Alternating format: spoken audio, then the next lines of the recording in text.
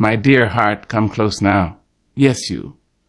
Let your soul quieten itself like a child resting in its mother's arms. For this moment, this sacred breath in time, this day, August the 3rd, is not just a date on a calendar. It is a divine appointment, not with man, not with money, not with a meeting or a mirror, but with prosperity. And I do not mean the kind they flash on screens and call success. No, I speak of a richer reign. I speak of the prosperity of peace, the kind that lets you sleep when storms rage and rent is due. I speak of the wealth of joy, the kind that dances in your chest even when your hands are empty. I speak of blessings that stack like stars in a sky too wide to count. But before it comes, you must speak it. You see, child, words have power. From the lips of God came the heavens. From his breath the earth was formed. And now, from your lips comes your future. So I want you to say this prayer with me, not like you're wishing on a star, but like you know the God of stars.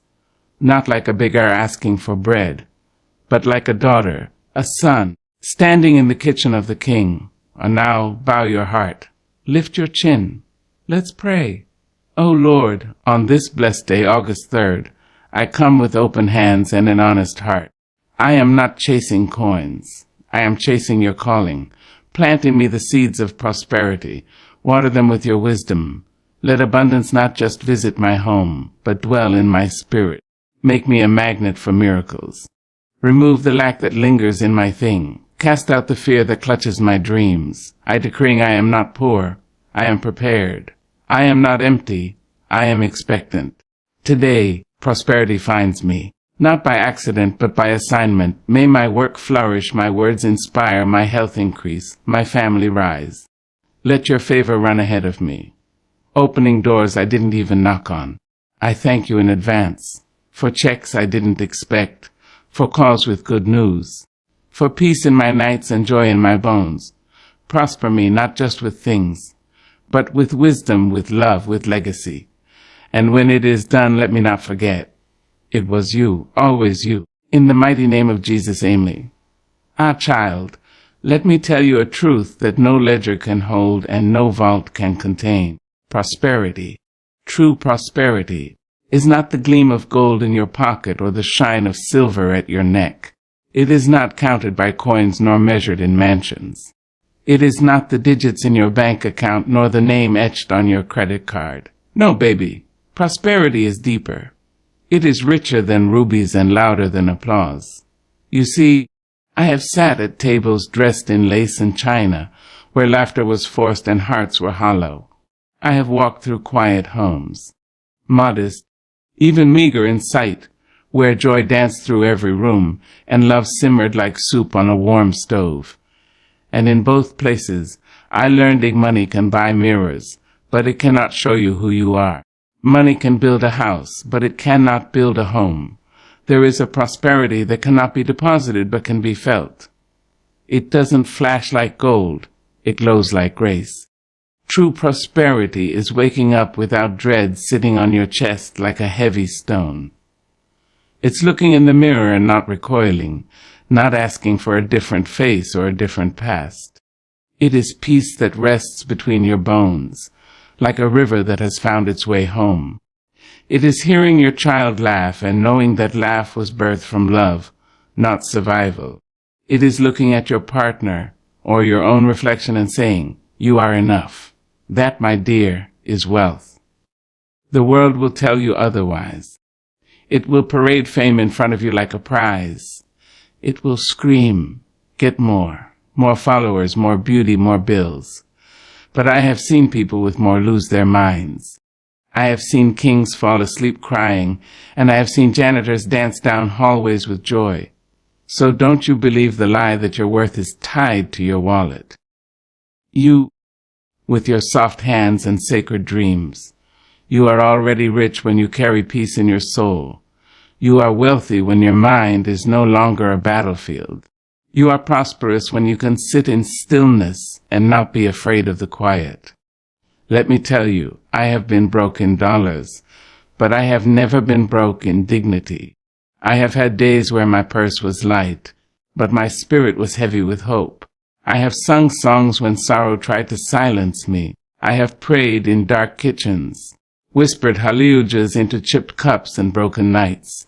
And every time, God met me, not with checks, but with comfort, not with cash, but with courage, not with luxury, but with love.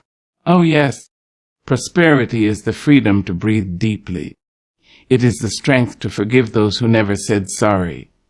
It is the lightness of not carrying bitterness like a badge. It is the honor of knowing you are beloved by the Creator of all things, and you do not have to hustle to be seen. I've seen folks who have everything, yet sleep with eyes wide open, hearts pounding like war drums. And I've seen mothers with no-name brand shoes, rocking their babies with lullabies so sweet, heaven must have leaned in to listen. So what is prosperity, really? It is peace in the morning. It is purpose in your work. It is knowing your life matters, even if no one claps.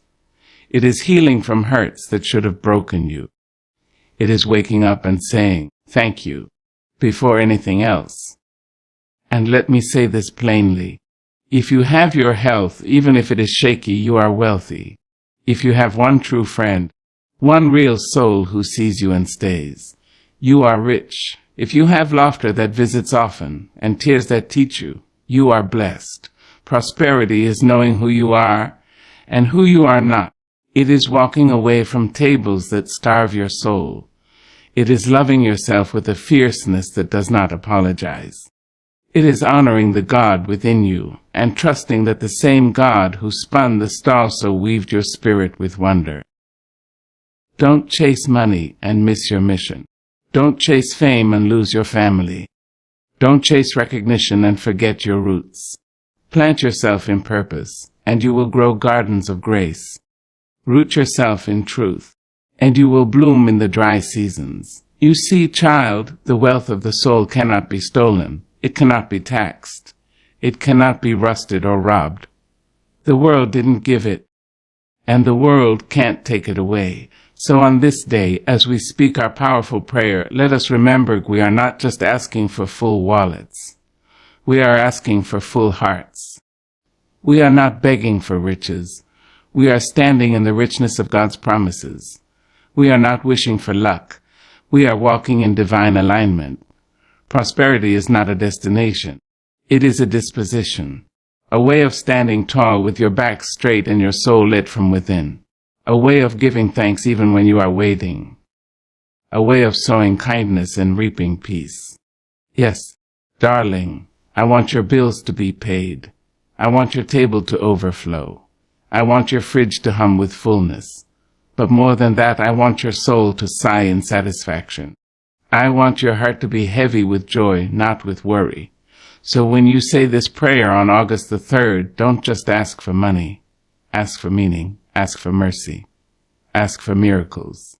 And then rise, knowing prosperity is already planted in you. Just water it with faith, with gratitude, with truth. And watch how heaven brings the harvest. There is a sound that can change a life, not the thunder, not the storm, not the shout of kings or the roar of armies. No, beloved, it is the whisper of your own voice, spoken in truth, spoken in faith, that has the power to shift the very ground beneath your feet. Words. They are not mere syllables spilled in the wind. They are seeds, planted in the garden of your life. And every sentence you say is either building a bridge to glory or digging a ditch for despair. You must understand, child, you were never voiceless. Even in your silence, the heavens heard your ache. But when you open your mouth, when you speak, you echo the Creator. For He, too, spoke once, and the world bowed into being. Let there be light, He said, and the sun obeyed. Let there be firmament, and the sky stretched like a quilt across the universe. He spoke, and it was. And now, you, His own breath formed into bone and soul, carry that same wonder. When you speak, mountains move, even if they tremble at first. When you declare, things break open, even if you don't see the shattering just yet. Your words, my dear, are not small. They are scrolls. They are blueprints. They are sacred instructions written in ink too divine to erase. You have told yourself you're tired, and suddenly all your strength left. You've said you're unlucky, and your blessings passed by quietly, not wanting to intrude. You've whispered, "I'm not enough," and the world simply mirrored back what you gave it. But oh, when you say, "I am chosen, I am worthy, I am healed," the very cells in your body rise in agreement. The air around you shifts. Angels lean in, and darkness begins to retreat like it's heard that voice before, because it has. It's the voice of one who believes. You see, faith is not simply a thought in your head. Faith has a sound. It sings through your words. It rings in your declarations. It dances in your prayers. That is why on August the 3rd, when you lift that powerful prayer, it must not be weak. It must not come from a place of begging, but from belonging. You belong to the God of Abraham, of Isaac, of Jacob, the one who made oceans split and fire speak, the one who raised valleys and named stars. And that same power, yes, that same river of life, now runs through your voice. Don't be careless with your language, love. You are casting spells with every sentence. You are painting futures with every phrase. Say what you want to see, even if your eyes show you something else. Say, "I am prosperous," even if your pockets echo back with emptiness. Say, "I am healed," even if your body hums with pain. Say, "I am loved," even if your phone hasn't rung in days. Say it, because the truth is not always what you feel, it's what you declare. I have known women who whispered victory over their broken bones, and they walked again. I have seen men who spoke peace into their prison cells, and they became free long before the doors ever opened. Words are keys. Use them to unlock. Words are wings. Use them to rise. Words are water. Use them to grow. And if you have spoken curses over yourself, it's too late. I always mess up. No one ever stays. Then stop now. Retract the lies. And speak new life. Say, "I am not too late. I am right on time." Say, "May have failed, but I am not a failure." Say, "I am loved, even when I walk alone." There is power in what you rehearse. So don't rehearse your pain, rehearse your promise. Don't replay your wounds, replay your wisdom. Don't chant the things that broke you. Chant the truth that rebuilt you. You are not a victim of your voice. You are the vision of it. Speak boldly. Speak lovingly. Speak consistently. For when you say what God says, the world cannot help but listen. Even the devil recognizes a child who knows the power of their words. He will tremble when you rise with truth on your tongue, not because of your volume, but because of your vocabulary. You don't need to shout. You just need to know who you are when you speak. A daughter, a son, a king's child, a divine creation, born with breath that carries miracles. So stand in your room, or sit in your car, or kneel in your kitchen, and let these words rise. I am not forsaken. I am favored. I am not broken. I am becoming. I am not overlooked. I am overflowing. I am not the same. I am being sanctified day by day. Speak it when your knees are weak. Speak it when your friends don't believe. Speak it when your situation seems stuck, because every time you speak life, you are sowing a new season. Do not let your tongue be used for tearing down. Use it to build a sanctuary for your future. Use it to create a cathedral of confidence. Use it to call forth the goodness of God. Yes, child, your words matter. More than you know, more than the world will tell you. More than the enemy wants you to believe, so say the prayer. Speak the promises. Tell your atmosphere what God said, not what your past said. And watch how the world begins to mold itself around your faith. Watch how your soul straightens its spine. Watch how heaven begins to echo your voice. You have power in your mouth. Now use it wisely, deliberately, divinely, because your words, they don't just describe your world. They create it. There are days, my darling, when the sun rises and it is just a sunrise. The clock ticks and it is just a tick. The wind blows and it is only the wind. But then There are days when heaven opens its palm and places something sacred into your hands. Not just a moment, not just a number, but a divine appointment dressed in time's clothing. August the 3rd is not simply a date, child. It is a doorway, a holy summons, a call from the eternal wrapped in 24 hours of possibility. It is not coincidence, no, it is covenant. The kind of day where miracles stretch and yawn like they've been waiting for you. The kind of day where angels hover low, listening not just to your words, but to the rhythm of your hope. You see, we serve a God who marks calendars in ways we cannot see. While we busy ourselves with routines and schedules, heaven is orchestrating meaning in minutes. And every now and then, we are handed a day that carries the scent of the sacred. August 3rd is one of those days. Now, don't let the ordinariness of the number fool you. Don't let the calendar page turn without recognizing the invitation it holds. For this is not about superstition. No, this is about divine alignment. This is about walking through the exact door God has opened for you. Not yesterday, not tomorrow, but today. There is something about this day that carries weight. And not the heavy kind that burdens the back, but the holy kind that settles on your shoulders like a royal mantle. There's a weight of promise, a weight of purpose, a weight of prosperity that waits for your yes. But you must show up, not just with your body, but with your belief. Not just with your hands, but with your heart. Not just out of habit, but with holy intention. Because divine appointments do not come with flashing lights. They come softly, like whispers from a familiar voice. They come dressed in simplicity, wearing the garments of an average day. But when you look closely, when you lean in, you begin to see that heaven has scheduled something just for you. On this day, God is not asking for perfection. He is asking for presence. He is not demanding eloquence. He is waiting for honesty. Your prayer, no matter how trembling, no matter how cracked at the edges, is precious to him when spoken in faith. Say the words. Whisper them if you must. Cry them if you must. Speak them with trembling lips if your heart is weary. But speak them, because the divine appointment requires participation. And your participation is your prayer.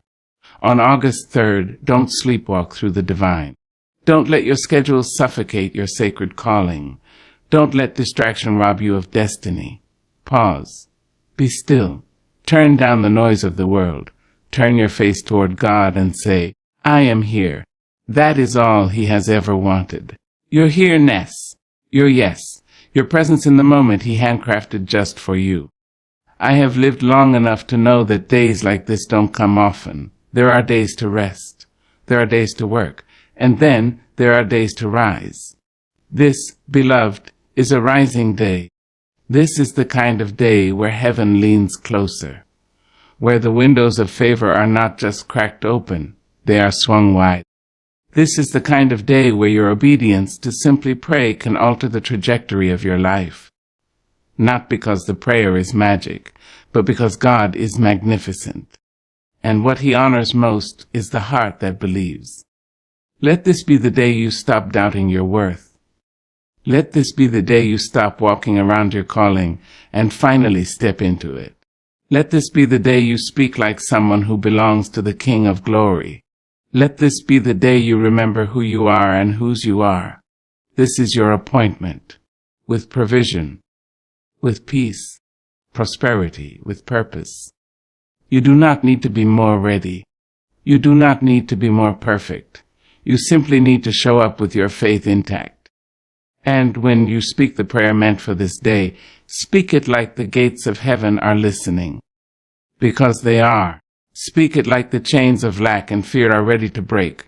Because they are. Speak it like destiny is leaning in, waiting for your agreement. Because it is. The truth is. The power was never in the date.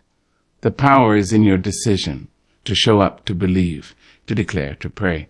But God in his grace still marks the calendar. He still chooses dates where the veil thins and the air changes. And August 3rd is one of those days. It is not just a number, not just a Tuesday or Wednesday. It is not random. It is appointed. You, beloved, are not here by accident. You didn't stumble upon this message. You didn't arrive at this season without a reason. You were brought here by design, not by default. So on this sacred day, I ask you not to chase signs and wonders, but to become the sign. Let your faith be the wonder. Let your obedience be the miracle. Let your prayer be the prophecy. Lift your hands. Open your mouth and speak. Say the words God has been waiting to hear. I trust you. I receive what you've already prepared. I declare that prosperity is mine, not just in my pockets, but in my peace, in my purpose, in my posture. I walk into what has been waiting for me.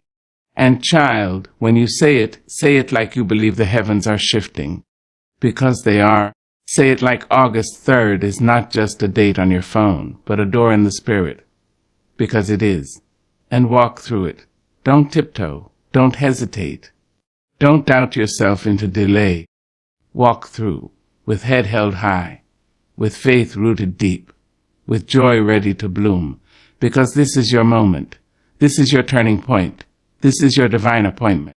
And the one who scheduled it, he's already there, waiting with open arms, ready to bless. There is a space inside each of us, quiet as a hush and deep as a well, where battles are fought and victories are born, not on grand stages, not beneath bright lights, but within the still chambers of the human heart. It is there, yes, right there, that the war between faith and fear is waged daily. I have seen fear. I have sat with her in the early hours when the world was too silent. I have heard her whisper things that chilled my soul. She speaks in questions, never answers. She wears the face of reason but holds the hand of doubt. She tells you're not ready. She says you're not enough. She convinces you that your past is heavier than your future is bright. And I tell you now, fear has no mercy. But oh, child, faith is a different song altogether. She does not shout. She hums. She does not push. She pulls you gently toward your destiny. Where fear builds cages, faith builds wings. Where fear demands sight, faith moves in the dark and calls it holy. Where fear says, what if? Faith says, even if. You cannot house them both. One will rise and the other must fall. There comes a time when you must open your mouth and evict fear from the room has rented in your spirit. It has lived there too long, uninvited and unworthy. You've served it meals of overthinking and made it comfortable with your doubts. But enough. You are not its home. You were made for more. You were made for faith, and not the polite kind of faith. No, I'm speaking of bold faith, sweaty faith. Faith that rolls up its sleeves and says, even if the odds are stacked, my God is greater still. Faith that doesn't wait for the waters to part but steps forward anyway and dares the sea to make room. Let me tell you something my grandmother used to say. You can't walk with God and keep checking over your shoulder for fear. You must choose your direction. Will you walk backward into lack or forward into light? See, lack is a lie dressed up like fact. It tells you there's not enough money, not enough time, not enough love. But God, oh yes, God, is a God of abundance. He speaks in overflow. He moves in multiplication. He turns 2 fish into a feast and water into wine. So why do we believe the lie of lack? Because fear makes it feel safer to believe in not enough. That way we won't be disappointed. That way we don't risk heartbreak or failure. But in playing it safe, we lose everything real. We trade miracles for mediocrity. We trade promise for predictability. We let fear protect us from pain. And in doing so, we also keep out joy. Faith is risk, but it is also reward. It is the bridge between where you are and where God is calling you to be. On August the 3rd, when you say that powerful prayer, you must speak it from a place where faith reigns supreme. Do not come timidly, like a beggar outside the gates. Come as a child of promise. Come as one who has tasted tears and still risen. Come as one who refuses to let fear write the final chapter. Speak to your lack. Tell it you are no longer its slave. Speak to your fear. Tell it that it has no authority in your new season. Say it loud. Say it from the belly. Say it until your bones remember who you are. You are not small. You are not broken. You are not forsaken. You are chosen. You are the answer to generations of prayers. You are the fulfillment of prophecies whispered in the dark. You are the light that darkness feared would one day rise. Now I know it is not easy. Faith often walks with trembling knees, but trembling faith is still faith. It is not about being fearless. It is about being faithful. It is about choosing belief even when doubt is easier. It is about waking up, eyes puffy with yesterday's sorrow and still saying, Lord, I trust you. Because the moment you replace fear with faith, everything changes. The atmosphere bends. Your mind unclenches. Your heart steadies. And the doors that were rusted shut begin to creak open. Fear asks, what if it doesn't happen? Faith answers, but what if it does? Fear says, who do you think you are? Faith replies, I am who God says I am. Fear screams, you'll never make it. Faith smiles, I already did. So, child, stand up straight. Wipe the fear from your brow and the lack from your spirit. This is your moment. This is your invitation to step into a reality not shaped by fear's tight fists, but by faith's open hands. When you pray, pray like you know the one listening is mighty. When you speak, speak like your words have wings. When you walk, walk like your steps are ordered. Do not wait for fear to leave before you move. Move and fear will flee. It cannot follow a soul who is chasing purpose. Let your faith be louder than your doubt. Let your praise be louder than your worry. Let your dreams be louder than your disappointments. God is not intimidated by your need. He is not panicked by your problems. What he's waiting for is your faith. Not in things, not in people, not in outcomes, but in him, he who calms the storm with a word, he who holds galaxies in his palm, he who knew your name before your mother held you, he who said, I will never leave you. That's the God who hears your prayer. That's the God who replaces fear with fire. That's the God who takes lack and turns it into legacy. So go ahead, say the prayer. Say it with faith. Say it with your whole chest. And when you do, let all of heaven hear a soul that no longer trembles in fear, but rises in faith. There comes a moment in every soul's journey when the words you speak must rise to meet the truth of who you are. Not who they said you were. Not who you were told to become. But the truth, that ancient, holy, radiant truth, that you are a child of the Most High God.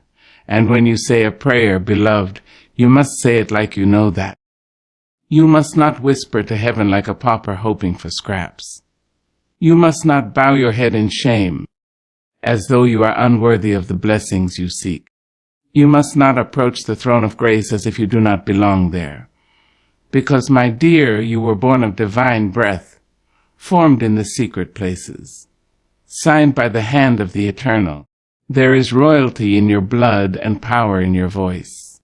When you say this prayer on August the 3rd, say it like your soul remembers its origin. Say it like you know the angels recognize your voice. Say it like you've seen what God can do in a desert and know he's about to make rivers run where dust once lived. Speak not from desperation, but from identity. Do you not know? You are not a stranger in the courts of heaven. You are not knocking on a door that does not belong to you. No, child, that door has your name on it. That room is already yours. The key has been passed down from generations of faith. Your grandmother's prayers, your father's fasting, your own quiet tears on the bathroom floor. All of it is part of the legacy. So when you speak, speak with reverence, yes, but also with confidence. Say the words as though they carry weight, because they do. The heavens bend to listen when a child speaks with holy authority. Mountains shift, demons scatter, Chains fall off ankles that have been bound for too long. You are not praying to a God who is far away. You are not sending words into a sky that forgets. You are speaking into the very heart of the one who shaped you, who saw you before the world saw you, who loved you before you had ever spoken his name. So say your prayer like you know he hears you. Say, I am not begging for favor. I am walking in it. Say, I am not requesting permission. I am stepping into a promise. Say, I am not lost. I have been found, claimed, crowned. Because too often we come to prayer with our heads bowed low from shame. We forget that grace lifted us. We forget that the cross already covered what needed to be covered. We forget that the veil was torn so we could enter in. Not tiptoe around the edges, not linger in fear, but come boldly. Boldly, arrogantly, not arrogantly, but boldly, with the quiet strength of someone who knows who their Father is. You may feel small. You may feel unworthy. But let me remind you, feelings are not facts. God didn't ask you to feel like royalty. He declared that you are. He didn't say only the perfect could pray with power. He said the broken, the bruised, the believing. That's who he wants most. So say your prayer with conviction. Let every word drip with the oil of faith. Let your lips part and carry generations forward. You are not just praying for today. You are planting seeds in tomorrow's soil. Your children will eat the fruit of your prayers. Your community will breathe easier because you spoke. Say it with the fire of a prophet and the tenderness of a child. I am healed, am rising. I am more than what I see. I am aligned with heaven's will. Speak it, not to impress, but to release. Speak it not to perform, but to prophecy. Speak it until the atmosphere around you shifts, until your back straightens, until your shadow walks taller behind you. Because when you know who you are, you begin to pray differently. You stop asking for survival and start declaring victory. You stop pleading for scraps and start thanking him for overflow. You stop worrying about who left and start celebrating who stayed. And oh, how he stays. God stays when the money runs dry. God stays when the friends disappear. God stays when you forget to pray. When you weep yourself to sleep. When you cuss more than you quote scripture. He stays. Because you are his. And he delights when you remember who you are. When you shake off the lies, when you silence the critic in your head, when you rise from the ashes and say, I know who I am a daughter of a son, I am chosen. So don't just say the words. Own them, wear them like armor, wrap them around your soul like silk. Let them drip from your tongue like honey. Let them rise from your belly like thunder. Because this isn't just prayer. It is declaration, it is reclamation, it is resurrection. Speak as if you're co-creating with God himself. Because you are. You are not hoping for a miracle. You are partnering with it. You are not asking for access. You already have the keys. You are not wandering. You are walking in a word that was spoken before you were born. And that word, oh, that precious word, is this: you belong. So speak with belonging. Pray like heaven knows your name. Declare like you've already seen the victory. Thank him before it shows up. Praise him before it breaks through. That is the posture of the powerful. That is the stance of someone who knows, not thinks, not hopes, not wonders, but knows who they are. So go ahead, beloved, lift your hands. Lift your head. And speak the words with all the royalty, reverence, and righteous joy of a child standing in their inheritance. Say the prayer like you know who you are, because God has never forgotten, and today neither should you.